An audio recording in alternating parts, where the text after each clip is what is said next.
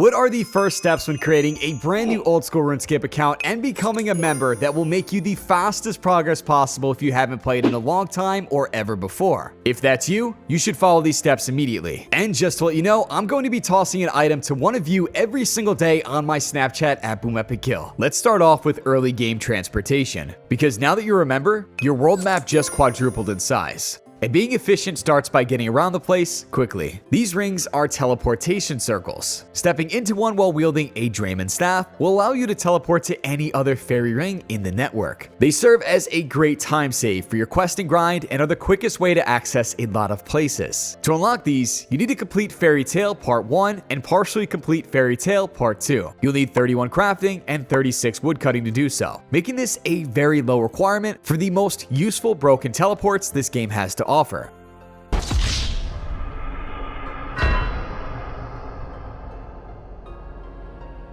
Spirit trees. These friendly looking trees have no problem teleporting you all around the map, as long as you complete the Tree Gnome Village or the Grand Tree quest. These trees will allow you to quickly get to places like West Ardong, the Gnome Stronghold, and the Great Exchange. Having a requirement of only 25 agility, this is very easy to do, and when you complete the required quest for full access to spirit trees, you also get a whopping 30,000 attack experience. That's from level 1 to 35 without ever whacking a goblin. Ardong Cloak. As one of the most useful achievement diary rewards, all tiers of this cloak provide unlimited teleports to the Ardong Monastery, being the closest early game teleport to a fairy ring, also providing a spirit tree nearby and a free recharge of your prayer points. To complete the Ardong Easy Diary and obtain the cloak, you only need to complete the Rune Mysteries and Biohazard quests. Magic training. Training up your magic will be one of the most efficient ways to teleport early on in your member's adventure. With the use of law runes, you could teleport to almost every major city in Gielinor. And completing different achievement diaries will give you the option to reroute some of these teleports to even more useful locations, such as the Grand Exchange and Sears Village. Agility. Completing the Ardong Diary will also reward you with the lamp worth 2,500 experience. Putting XP rewards on a slow skill like Agility will massively increase the amount of time you can run before your stamina runs out. There are also some early game quests that you can complete for massive amounts of agility experience, with some examples being the Tourist Trap, giving you 9,300 experience, Troll Romance for 8,000 experience, Death on the Isle for 8,000 experience, and Cold War for 5,000 experience. These are going to make a big difference, while also unlocking some other useful areas and items. Which moves me right into our next section of this video, acquiring experience through early quests. So now that you're able to get around swiftly, it's time to get some serious levels in. Obtaining levels through early game questing is without a doubt the best way to get them. You will be receiving huge bursts of experience that will avoid the long early game grinds, while unlocking some very useful rewards in the process. For example, as I mentioned before, completing the Grand Tree in Tree Gnome Village will not only get you 30,000 attack experience, it will also unlock one of the most useful teleportation methods in the game. Another very good example is Witch's House. This short quest gives you over 6,000 hit points experience just for retrieving the boy's ball from the witch's garden. This will take you from level 10 to 27 hit points in a matter of minutes. The iconic waterfall quest and fight arena can also be added to this list, giving you a combined total of 13,700 strength experience and a whopping 26,000 attack experience. Another one that's great to do early on is the Holy Grail quest, requiring only 20 attack. King Arthur will reward you with over 15,000 defense experience and 11,000 prayer XP for returning the Holy Grail to him. Now, since prayer is a very costly skill to train, especially when you've just become a member, it's nice getting halfway to protection prayers for free. Doing all these quests is easily possible on the first day of your member adventure, assuming you are using the Quest Helper plugin. This is an in-game quest guide that highlights routes you need to walk and items you need to bring, making questing that much more efficient. If you start Old School RuneScape and just do the quests I mentioned, you would get from level 1 to 31 strength, 10 to 27 hit points, 1 to 50 attack, 1 to 32 defense, and 1 to 27 prayer. Not bad for your first day of membership. Now that you've started the game and got some early levels underneath your belt, it's time to make some money. And just as real life, RuneScape offers a wide variety of ways to make money. So welcome to the start of your Old School RuneScape money making grind. When starting out on Old School RuneScape, the best way to make money in the game is while you're leveling up your stats. One cool way to do that is using the Agility Pyramid. From level 30 Agility, you can traverse the Agility Pyramid. Upon climbing to the top, you'll receive a pyramid top, which you could sell to Simon Templeton, located next to the pyramid, for 10,000 coins. There's a maximum of 26 pyramid tops you can get per hour, making the estimated money you can make per hour being between 200 and 260k. The cool part about this moneymaker is you'll be getting around 10,000 agility experience an hour, allowing you to make raw cash and level up your agility at the same time. Another very easy low-level moneymaker is killing Chaos Druids. In the Taverley dungeon, there's 6 Chaos Druids waiting around. These Druids are known to be slain for their various expensive herb drops, and killing these will make you about 150k an hour, while also giving you some nice combat experience. High Alchemy. Once you've reached level 55 in Magic, or 52 if you want to temporarily boost yourself to 55 Magic with a Wizard's Mind Bomb, you can cast the High Alchemy spell. This spell turns everything it touches into straight coins. Using this spell on Rune or Dragon items will always net you profit, and some very good Magic experience. Having a big stack of good high alchable items can get you into the staggering 800,000 GP per hour, while also giving you a nice 75k Magic experience an hour. Birdhouse runs. Now, after completing the Bon Voyage quest and unlocking Fossil Island, you can set up for some passive hunter experience and money making. Fossil Island has 4 spots you can place birdhouses, which you fill with seeds. After 50 minutes to an hour, the birds will have munched on all the seeds, after which you can reset the birdhouse with some new seeds in exchange for some hunter experience and birds' nests. These birds' nests sell for around 7,700 GP on the Grand Exchange and are the main money for this method. Bird nests also have a chance to spawn with seeds or rings in them. You can remove these by clicking on the nests, which will give you a random seed or a ring from their drop table. Some nests even contain birds' eggs, which you can offer to the shrine in the Woodcutting Guild for some prayer XP. And you'll have a slight chance of getting a piece of the costly Evil Chicken outfit. Bird nests also have a chance of spawning with a clue scroll of any tier, so grab your spades and let's hope you get lucky. Herb runs. When starting out with almost no quests done,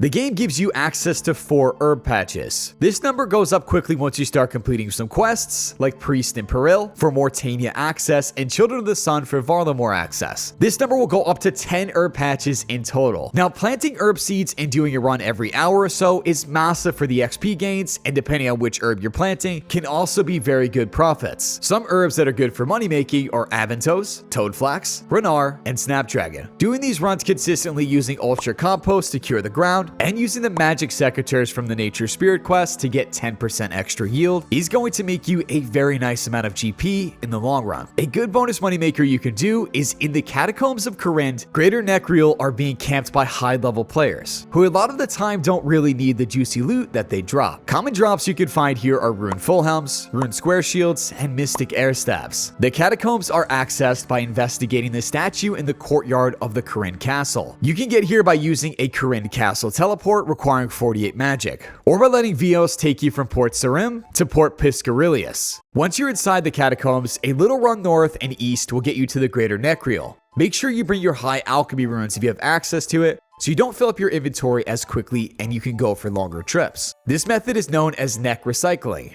It can easily get you over 400,000 cash per hour, while also gaining you some experience for the high alchemy. Selling battle staves. Having the easy tier of the Varrock achievement diary done grants you access to a daily batch of discounted battle staffs from Zaf and Varrock. Zaf will sell you these for 7,000 GP each, and you can sell them pretty much next door on the Grand Exchange for over 8,000 coins apiece. Completing this diary only requires the Rune Mysteries quest, which you've probably already done for the earlier mentioned Ardon Cloak. Progressing this achievement diary will further allow you to buy more discounted stabs from Zaf every day and increase your profit a little bit. So now that you've lined your pockets with some of Gilnor's finest gold pieces, what to do with them? Setting some goals is a nice way to have something to work towards, and to have something to invest your hard-earned money into. One great early game goal that every player should go for is getting a Dragon Scimitar. After grinding out a bit more quests and maybe killing some Chaos Druids, once you reach 60 attack, you're able to equip dragon weapons. And in order to use the Dragon Scimitar, there's still one quest we need to complete, being one of the first challenging quests you'll encounter. Monkey Madness 1. But once you complete it, you get a nice boost in experience, and wearing your first Dragon Scimitar is a feeling like no other. Next up, a great goal would be getting your Dragon Defender. Now that you have your Dragon Scimitar, there are some items available through some more questing and adventure that make your Dragon Skimmy really pack a punch. Getting an attack and strength level of 130 combined will grant you access to the Warriors Guild and Birthrobe. Here you can take part in the various activities to obtain Warriors Guild tokens, which can be used to get access to the Cyclops on the top floor. These Cyclopses drop Defenders, which are a stat boosting item being held in your shield slot. They drop Defenders from Bronze all the way up to Dragon, so getting that Dragon Defender really is a nice goal to complement your Dragon Skimmy. After you've gotten your Dragon Defender, a Fighter Torso is a great way to continue leveling up your melee gear. North of Backstorian Falls lies the Barbarian Outpost. The Barbarians here run a minigame called Barbarian Assaults. Here you can team up with your friends or random strangers to fight your way through waves and take on the Penance Queen. Getting enough points in this minigame will allow you to get a fighter's torso at no cost, which has the same strength bonus as a 22 million GP item, the Bandos Chestplate. After that, I think you're ready to take on Barrow's Gloves. After obtaining 175 quest points and completing all the quests in the Recipe for Disaster quest line, then defeating the final quest boss, you'll unlock Barrow's Gloves. The stats on these iconic gloves are insane, even for ranged and magic combat. Having some hefty requirements and skills, as well as the amount of quest points needed for completion, but also being the best gloves you can wear for every combat style for a long time, make this a nice longer term goal for your account. And I'll tell you what, it feels great once you achieve them. Piety. Along the path of getting 175 quest points for completion of Recipe for Disaster, a good quest to knock out for some quest points and good rewards is King's Ransom. This quest does not only give you large amounts of experience rewards, but also gives you access to the Night Wave training grounds. Completing the Night's Waves gives you access to the Chivalry and Piety Prayers, which boost your melee stats by a lot. Fire Cape, the second best melee cape in the entire game. You'll have to fight your way through 62 waves of tough enemies, and you'll be faced with your hardest opponent yet, Jad, coming in wave 63. This is where stuff gets serious. It's most likely going to take you a couple tries to get it down, but the feeling of beating Jad and being rewarded with your first Fire Cape and the actual stats it gives you are more than worth it. Superior Slayer.